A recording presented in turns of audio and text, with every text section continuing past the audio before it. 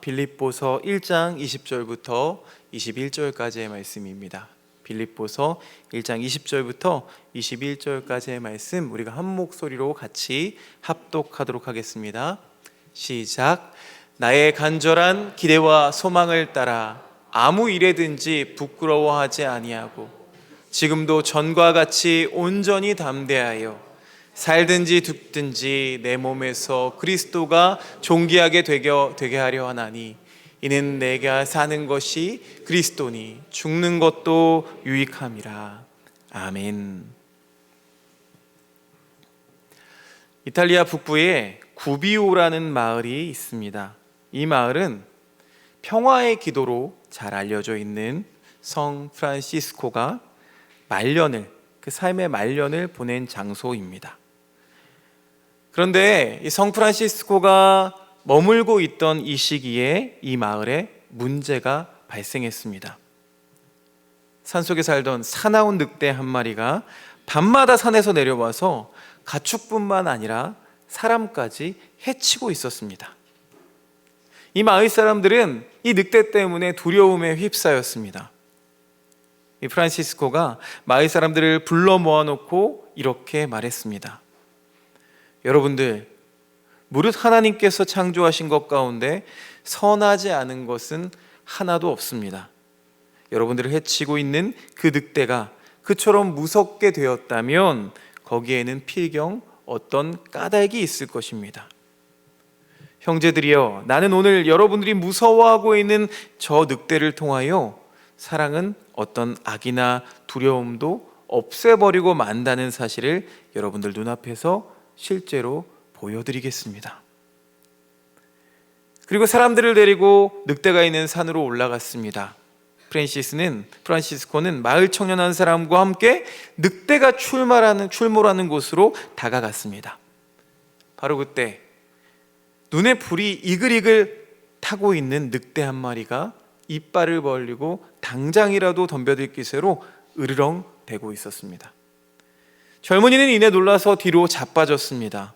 그러나 프란시스코는 조금도 동요하지 않고 가슴에 십자가를 그리며 늑대 쪽을 향해서 천천히 걸어갔습니다. 그리고는 조용히 입을 열었습니다. 형제 늑대여. 너무나 부드럽고 다정한 목소리였습니다.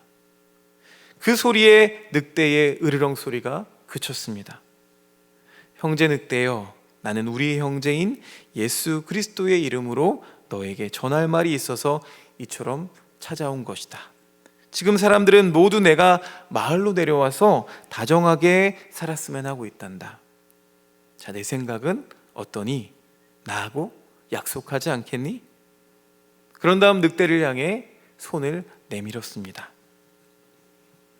늑대는 멀찍이 물러서 있던 마을 사람들을 한번 건너다 본 후 천천히 다가와서 프란시스코가 내민 손에 자기 앞발 하나를 들어 올렸습니다. 프란시스코의 눈길과 늑대의 눈길이 서로 마주쳤습니다.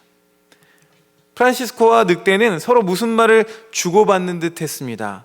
그러나 주고받는 말이 무엇이었는지는 아무도 알 수 없었습니다. 마침내 프란시스코는 몸을 구부리고 늑대의 목을 껴안았습니다. 그러자 늑대의 두 눈에서 뜨거운 눈물이 쏟아져 내리는 것이었습니다.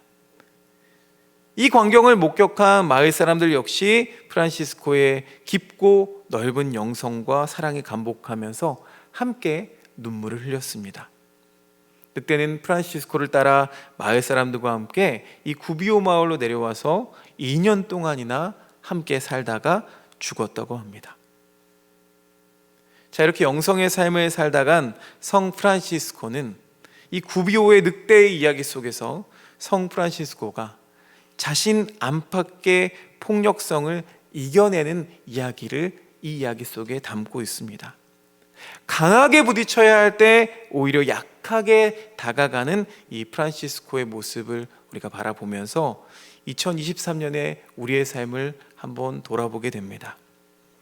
우리의 삶을 돌아보면 참 부끄럽기 그지없습니다. 기독교의 영성은 참 역설적입니다. 약할 때 강하고 어리석을 때 지혜로운 것이 기독교 영성의 특징이죠. 20세기의 기독교 지성을 대표하는 복음주의 운동가 존 스토트 박사는 이런 말을 했습니다. 기독교의 근본 진리 중 하나는 약함과 어리석음입니다. 십자가 복음 자체가 약하고 어리석은 것입니다. 고린도전서 1장 18절에서 23절 말씀 우리가 함께 읽어보기 원합니다. 저와 여러분들이 한 절씩 교독하기 원합니다. 십자가의 도가 멸망하는 자들에게는 미련한 것이요 구원을 받는 우리에게는 하나님의 능력이라.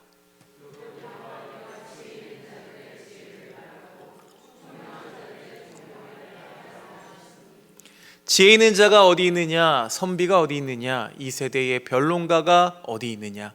하나님께서 이 세상의 지혜를 미련하게 하신 것이 아니냐?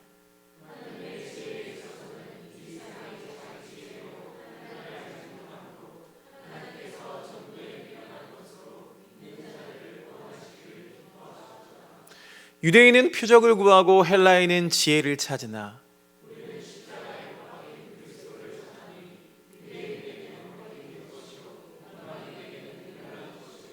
아멘. 사도 바울은 십자가 복음을 전할 때 헬레니즘의 지혜로 포장하지 않고 로마의 웅변술로 그 설교를 각색하지 않겠다고 고백합니다. 설교를 너무 지혜롭고 유창하고 멋지게 하지 않기로 작정했다는 말입니다. 사도 바울은 자신의 약함을 참 많이 고백했습니다. 바울은 무슨 물건이며 아볼로는 무슨 물건이냐? 나는 약하며 두려워하며 심히 떨었노라. 나는 만물의 찢기, 시궁창에 내다버리는 음식물 찌꺼기 같은 존재라고까지 표현했습니다. 고린도후서에서 사도 바울은 또 이렇게 고백합니다. 함께 읽어보겠습니다. 시작. 내 은혜가 내게 족하도다. 이는 내 능력이 약한 데서 온전하여짐이라 하신지라. 그러므로 도리어 크게 기뻐함으로 나의 여러 약한 것들에 대하여 자랑하리니 이는 그리스도의 능력이 내게 머물게 하려 함이라. 아멘. 이 존 스토트 박사는 오늘날 세계 곳곳을 다녀보아도 이 사도 바울처럼 자기 약함과 어리석음을 드러내는 기독교 지도자들을 찾아보기 어렵다고 고백했습니다. 오늘 우리가 시작할 때 이 송구영신 예배의 유래에 대해서 알아봤죠. 옛날 한국 교회는요, 참 약했고 가난했고 또 힘이 없었습니다. 그래서 한국 교회는 겸손히 땅에 엎드려서 하늘을 바라보며 하나님만 의지했습니다. 그런데 어느새 한국 교회는 너무 커지고 강해지고 또 스스로 지혜로워졌습니다. 그래서 복음의 능력을 상실하게 되었습니다. 사회로부터 실망과 또 불신을 받는 사악한 종교가 되어버렸습니다. 그러니 여러분, 우리는 다시 약해지고 어리석어져야 합니다. 주님께서 그렇게 하셨기 때문이죠. 예수님이 먼저 약해지셨고 또 가난해지셨고 비천해지셨습니다. 우리는 약함과 어리석음 가운데 역사하시는 그 주님의 지혜를 체험해야 합니다. 내가 약할 때에 그때에 곧 강함이니라. 기독교 영성은 바로 이 약함에 있습니다. 언젠가부터 교회 다니는 사람은 착한 사람이야 라는 공식이 깨져버려서 참 속상합니다. 우리 예수님은 본래 하나님이시고 말씀이셨습니다. 그분이 우리들을 위해서 착한 사람이 되셨습니다. 그래서 사도 요한은 말씀이신 예수님께서 착한 사람으로 탄생하신 것을 이렇게 기록했습니다. 요한복음 1장 14절 말씀 함께 읽어보겠습니다. 시작. 말씀이 육신이 되어 우리 가운데 거하심에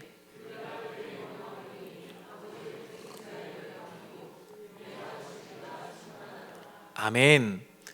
사도 베드로는 예수님의 사역을 또 다음과 같이 소개합니다. 제가 읽어드리겠습니다. 하나님께서 나사렛 예수에게 성령과 능력을 기름 붓듯 하셨음에 그가 두루 다니시며 선한 일을 행하시고 마귀에게 눌린 모든 사람을 고치셨으니 이는 하나님이 함께 하셨음이라.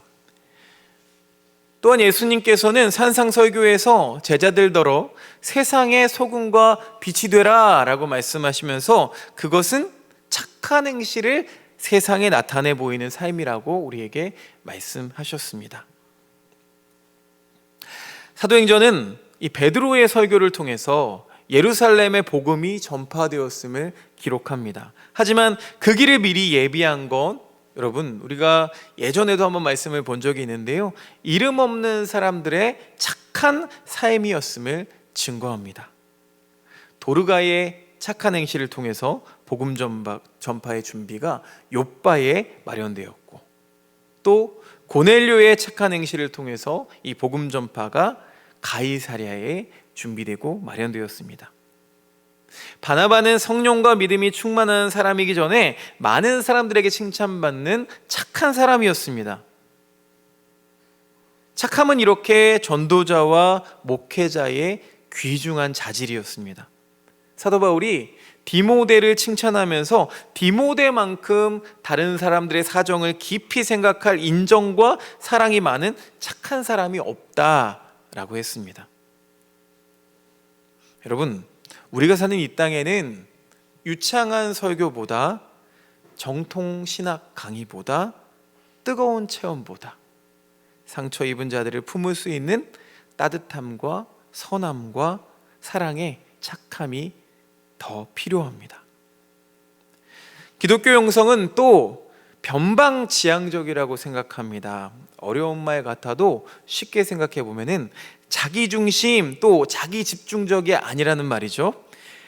그런 의미로 구약 말씀을 보면은요, 밖을 향해 있는 모습들이 여기저기서 등장합니다. 하나님께서 이 아브라함을 부르시고 축복하실 때 그의 관심을 자기 본토나 아비집에 두지 않고 땅의 모든 민족에게 두도록 하셨습니다. 창세기 12장 3절 말씀입니다. 함께 읽어보겠습니다. 시작. 너를 축복하는 자에게는 내가 복을 내리고 너를 저주하는 자에게는 내가 저주하리니 땅의 모든 족속이 너로 말미암아 복을 얻을 것이라 하신지라. 아멘. 이사야 선지자에게도 사명을 맡기실 때도 이스라엘의 회복에만 머물지 않으셨고 주님께서 이렇게 말씀하십니다. 제가 읽어드리겠습니다. 그가 이르시되 내가 나의 종이 되어 야곱의 지파들을 일으키며 이스라엘 중에 보존된 자를 돌아오게 할 것은 매우 쉬운 일이라. 내가 또 너를 이방의 빛으로 삼아 나의 구원을 베풀어서 땅끝까지 이르게 하리라. 아멘. 이 땅끝까지 하나님의 구원을 미치는데 사용하도록 했습니다. 우리가 잘 알고 있는 요나 선지자를 불렀을 때도 마찬가지였습니다. 하나님은 당신의 관심이 이스라엘이 아닌 아수르 구원에 있음을 더 분명하게 나타내 보이셨습니다. 하물며 이 큰 성읍 니느웨는 좌우를 분변하지 못하는 자가 12만여 명이요 가축도 많이 있나니 내가 어찌 아끼지 아니하겠느냐 하시더라. 아멘. 여러분, 구약의 말씀을 보니까요 다 변방 중심적이었습니다. 당시의 니느웨라고 하면은요, 이 시대의 니느웨는 악의 축이었어요. 그뿐 아니라 또 하나의 악의 축이었던 애국과도 이스라엘이 교류하고 함께 세상에 복이 되는 날이 온다고 예언하기도 했습니다. 구약 말씀만 그런가요? 신약 말씀도 마찬가지입니다. 마찬가지로 변방지향적이었습니다. 예수님께서 복음을 전파하실 때 갈릴리, 사마리아, 욥바, 가이사랴, 안디옥 이 지역들을 통해서 소아시아와 마게도냐 등 주변과 이방으로 다 퍼져나가게 했습니다. 사회적으로는 중심에서 소외된 사람들, 이방인들에게 복음을 전파하셨습니다. 예수님이 산에서 내려와서 제일 먼저 복음을 전하는 사람들이 어떤 사람들입니까? 바로 당시에 저주받았다라고 부르던 나병 환자들과 또 이방인 백부장의 종이었음을 우리가 분명히 기억합니다. 우리가 익히 알고 있는 말씀, 예수님께서 승천하시기 전 분부하신 말씀을 함께 보기 원합니다. 사도행전 1장 8절 말씀 함께 읽어보겠습니다. 시작. 오직 성령이 너희에게 임하시면 너희가 권능을 받고 예루살렘과 온 유대와 사마리아와 땅끝까지 이르러 내 증인이 되리라 하시니. 아멘. 이 말씀처럼 사도 베드로도 사도 바울도 중심이 아니라 주변을 향해 달려갔던 이방의 사도들이 되었습니다. 기독교 선교도 생각해보면 늘 밖을 향해 있었습니다. 비록 기독교 역사 가운데는 십자군 전쟁으로 죄악을 저지른 때도 있었지만 그렇지 않은 경우가 더 많았죠. 우리가 아까 영상에서도 보았던 토마스 선교사와 마페 선교사, 아펜젤러와 언더우드 이런 분들은요, 이 땅에 복음을 전했는데 그 모든 선교들도 자기 나라가 아닌 변방의 작은 나라였던 이 대한민국을 향하고 있었기에 그 선교가 가능했습니다. 바울 사도는 오늘 우리에게 이렇게 말씀하십니다. 온전히 담대하여라. 이렇게 말하는 사도 바울도 이처럼 유약하고 또 착해 빠지고 중심이 아닌 주변의 삶을 살아가는 이 아웃사이더의 삶을 살아왔습니다. 사도 바울을 우리가 신앙의 롤모델로 삼는 이유는 그가 지적이어서 그것만이 아닙니다. 성 프란시스코도 마찬가지입니다. 늑대에게 복음을 전하는 놀라운 영성이 있었기 때문에 그를 높게 평가하는 것이 아닙니다. 그는 말씀처럼 두 벌 옷을 가지지 않았습니다. 신발도 신지 않았습니다. 맨발로 걸어다니면서 한평생을 살았습니다. 그는 심지어 가나안이라는 이름의 여인과 결혼했다고 선언하면서 절대적 청빈과 완전 무소유의 삶을 살아왔습니다. 심지어는 지식과 학문도 다 버렸습니다. 성 프란시스코는 그의 기도처럼 평화의 도구로 사는 그 삶은 버림에서 시작된다는 사실을 우리들에게 생생하게 보여주었습니다. 줬으면 그만이지 보답받을 이유가 없잖아요. 경상남도 진주시에서 한약방을 운영하며 60년간 이웃들을 위해서 선행을 이어온 김장하 선생님의 말씀입니다. 다큐멘터리 영화로 개봉되어서 진짜 어른을 찾아보기 힘든 이 세상에 감동을 주었습니다. 이 영화에는 특이점이 하나 있는데요. 다큐멘터리 영화인데도 이 주인공으로 등장하는 이 김장하 선생님의 인터뷰가 거의 들어있지 않습니다. 왜냐하면 그의 대답이 본인의 자랑이 될 수밖에 없는 질문에는 대답조차 하지 않는 이 김장하 선생님의 한결같은 신념 때문이었습니다. 영화 속에 또 다른 주인공이 있습니다. 김주환 기자인데 이 기자는 전통적인 취재 방식을 포기하고 도움받은 이들의 증언들을 모읍니다. 그러다 보니까 먼 길을 돌아가야만 했습니다. 줬으면 그만이지 보답받을 이유가 없잖아요. 준다는 생각도 없이 줬다는 기억도 없이 타인에게 자신이 가진 것을 나누는 삶을 보면서 우리는 이 시대의 진짜 어른을 발견한 감동에 빠져들게 됩니다. 여호수아 1장 9절 말씀은 우리가 사랑하는 말씀입니다. 주로 이 새해가 시작될 때에 이 말씀을 뽑기도 하고 또 나누기도 하는데요. 이 말씀을 우리가 같이 읽어보기 원합니다. 시작. 내가 내게 명령한 것이 아니냐.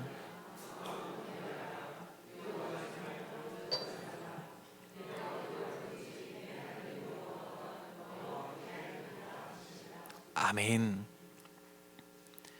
하나님께서는 여호수아에게 가나안 땅을 주시겠다고 약속하셨지만 그 약속이 이루어지기까지는 여러 가지 장애물들을 극복해야만 했습니다. 우선 요단강을 건너가야 했고 또 견고한 여리고성을 점령해야만 했습니다. 그뿐만이 아닙니다. 가나안 땅에 거하고 있던 원주민들을 다 몰아내야 했습니다. 여호수아는 가나안 정복 전쟁을 앞두고 그 마음에 두려움이 있었습니다. 하나님은 그의 마음의 상태를 아시고 바로 이런 격려를 하신 거죠. 사랑하는 행복을 나누는 하나교회 교우 여러분, 우리는 진짜 어른이 필요한 세상을 살고 있습니다. 그러나 누구도 진짜 어른이 되려고 하지 않습니다. 왜 그럴까요? 두렵기 때문입니다. 내가 약해 보이면 삼켜질까 두렵고, 착해 보이면 이용당할까 두렵고, 중심에서 멀어지면 뒤처질까 길을 잃을까 두렵기 때문입니다. 그런 우리들에게 오늘 사도 바울은 이렇게 권면하고 있습니다. 제가 세번역 성경으로 한번 읽어드리겠습니다. 나의 간절한 기대와 희망은 내가 아무 일에도 부끄러움을 당하지 않고 온전히 담대해져서 살든지 죽든지 전과 같이 지금도 내 몸에서 그리스도께서 존귀함을 받으시리라는 것입니다. 나에게는 사는 것이 그리스도이시니 죽는 것도 유익합니다. 새해를 앞두고 있는 우리는 주님 사랑 때문에 모든 것을 버리며 약해지실 수 있기를 간절히 축원합니다. 주님 사랑 때문에 모든 사람들과 모든 피조물들을 사랑하면서 착해지실 수 있기를 간절히 축원합니다. 주님 사랑 때문에 가난과 고통을 짊어지고 이제 중심지향적이 아니라 변방지향적 밖을 향한 삶을 살 수 있기를 간절히 축원드립니다. 살든지 죽든지 전과 같이 주님께서 우리와 함께 하신다는 그 담대함을 회복하는 2024년 원년이 되시기를 주님의 이름으로 축원드립니다. 기도드리겠습니다. 주님 감사합니다. 하나님, 2023년에 살아가게 하시고 그 가운데 살아남게 하시고 하나님께 그 모든 삶으로 영광 돌리게 하셨으니 주님 감사합니다. 그러나 주님, 우리의 삶을 돌아봅니다. 우리는 강해지려고 노력했고 우리는 조금 더 영악해지기 위해서 나쁜 것을 선택할 때도 있었고 늘 우리의 중심은 세상의 중심을 향해 더 높은 곳을 향해 바라보고 그것을 경주하고 있었던 것을 주님 고백합니다. 주님, 새롭게 시작하는 이 시작점에서 다시 한번 우리가 약해지고 착해지고 중심지향적 삶이 아니라 주변지향적 삶을 살기로 다시 한번 결단합니다. 오늘 그렇게 살았던 사도 바울이 우리에게 권면합니다. 온전히 담대하여지기를 권면합니다. 주님이 함께 하시니 죽는 것도 내게 유익이 되니라 라고 고백했던 바울의 고백이 우리의 고백 될 수 있도록 인도하여 주시옵고 우리의 삶도 그 궤적을 쫓아갈 수 있도록 주님 인도하시고 도와주시고 우리에게 지혜와 용기를 허락하여 주시옵소서. 예수 그리스도의 이름으로 기도드리옵나이다. 아멘. 우리 이 시간에 찬송가